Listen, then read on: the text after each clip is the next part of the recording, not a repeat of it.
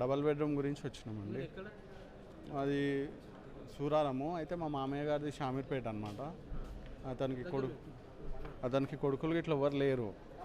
అయితే అతను అప్లికేషన్ పెట్టుకుని దగ్గర 25 ఇయర్స్ నుండి అదే విలేజ్లో ఉంటుండు.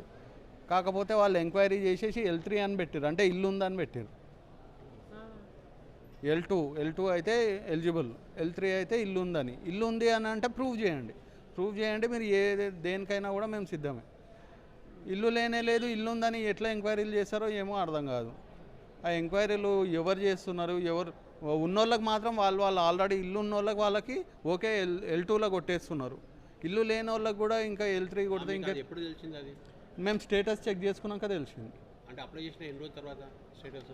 అప్లై చేసినాక దగ్గర మొన్న రీసెంట్గా ఒక 4 months బ్యాక్ ఎంక్వైరీ అయింది కదా, దాని తర్వాత స్టేటస్ చెక్ చేసినాం. స్టేటస్ చెక్ చేసి ఎంతమంది అడిగినా కూడా మాకు తెలియదు అని అంటే లాస్ట్కి ఒకరు చెప్పారు ఇట్లా కలెక్టర్ ఆఫీస్ పోయి మీరు ఇవ్వండి అంటే ఇక్కడికి వచ్చినాం.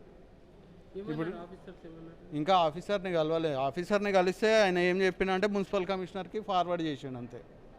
మళ్ళీ మున్సిపల్ కమిషనర్ ఏమంటాడు, ఎవరినో ఒకరిని పంపిస్తారు, వాళ్ళు ఏం చేస్తారో అర్థమవుతలేదు.